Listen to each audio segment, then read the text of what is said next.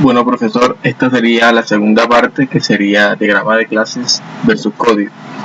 Y hay que aclarar que el diagrama de clase es como que esa base antes de, digamos por así decir, empezar a crear código. Entonces, digamos que se llama diagrama de clases porque, como lo dice su nombre, pues nos da cuáles son las clases, cuáles son sus relaciones y digamos qué tipo, digamos, son sus atributos, si son privadas, públicas o protegidas o por defecto.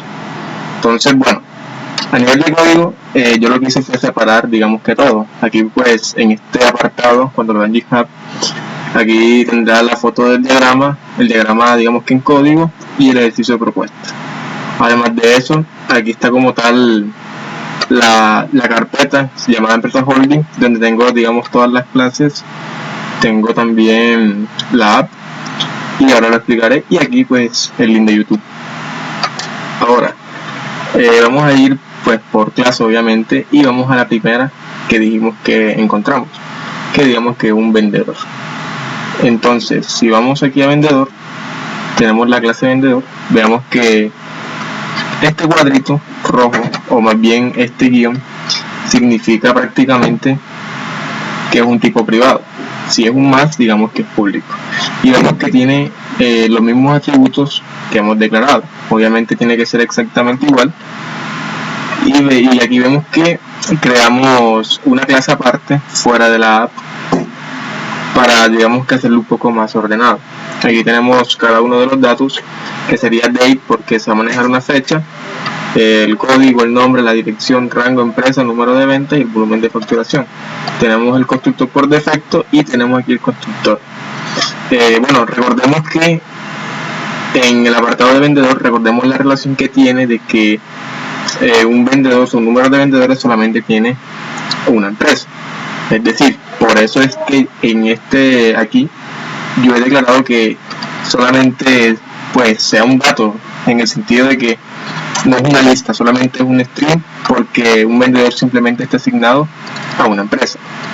Entonces, por eso no es una lista. Ahora bien, en funcionalidad de código nos piden prácticamente de que se pueda como que mostrar los datos y un rendimiento, y es por eso que tenemos los dos atributos últimos, que sería el número de ventas y el volumen de facturación. Y utilizamos el override para hacer un toString para imprimir esos datos de manera más fácil. Entonces, como lo hemos dicho, aquí el vendedor, si tiene un rango, claro está, puede, por así decir, reclutar más vendedores, y es por eso que crea otra clase llamada más vendedores. Y la diferencia es que estos no van a tener rango porque pues fueron reclutados por una persona que está a cargo de ellos. Entonces, como que no le crea un rango. Y también vemos que es la misma funcionalidad de los get, setters y el override también. Entonces, vemos que las relaciones están correctas, de que solamente pueden tener una empresa asignada. Si pasamos a la empresa, que sería la tercera clase, sí, porque ya hemos socializado estas dos, aquí la tengo creada en la carpeta de clases, y veamos que este tiene un poquito más de atributos, por así decir. Entonces, digamos que tiene el nombre, fecha de incorporación, facturación anual y el número de vendedores. Claro está que estas son las que se ven de manera explícita. Estos cuatro atributos, digamos que son los que hemos visto en la primera parte, de que una empresa, aquí está, una empresa pues opera en varios países.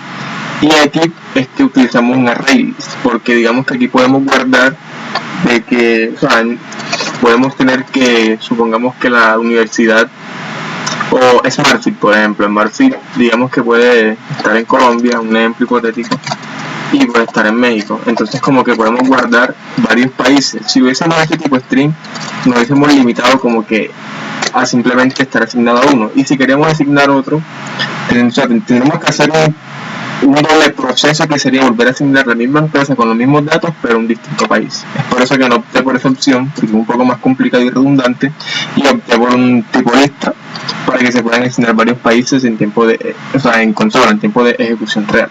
Al igual, un país, bueno, aquí vemos la primera relación, una empresa opera en un número de países. Ahora vemos que una empresa, o sea, un número de empresas puede tener un número de áreas. Y también aquí está este atributo de que vemos que es una lista porque una empresa, claro está, puede tener varias áreas, pueden ser ventas, marketing, negocios, etcétera. También vemos de que un asesora una empresa, por lo que una empresa debe tener un asesor.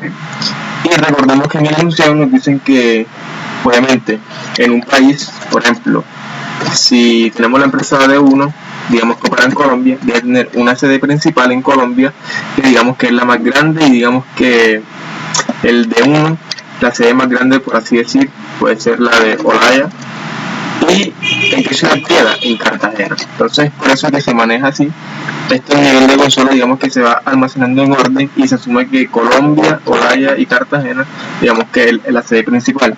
Ya si no tiene más países, digamos que opere la empresa de uno, por ejemplo, puede operar, digamos que en más, por así decir, en más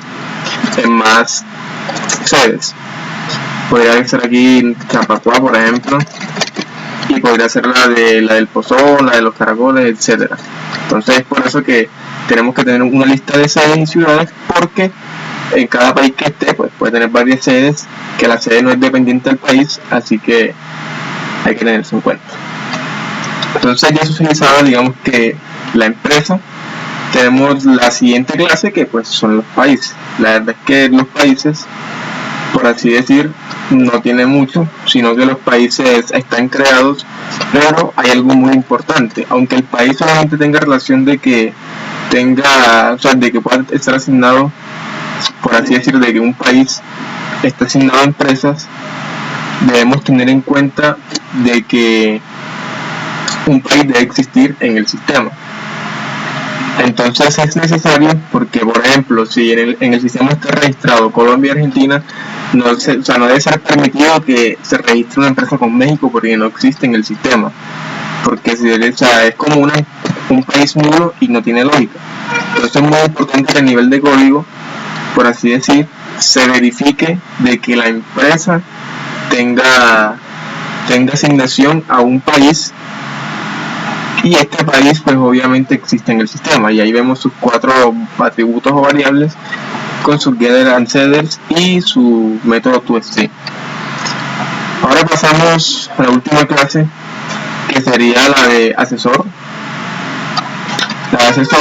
Y vemos que esta también tiene bastantes atributos. Los 4 que nos piden, digamos que de manera directa, y tenemos la de que un asesor puede cubrir varias áreas. Entonces, un asesor cubre, digamos, un área, pero en el enunciado se nos dice que puede tener más. Entonces, un asesor puede cubrir varias áreas, y también, digamos que asesora varias empresas. Además de que también tiene una fecha de contrato. Entonces, la fecha de contrato, que es cuando empieza a asesorar una empresa, y vemos que tiene sus datos. Entonces también tiene su método toString, y nos damos cuenta de que, bueno, aquí tenemos todas las relaciones como tal, y aquí está el principal, que esto lo explicaremos, digamos que a nivel de ejecución de código.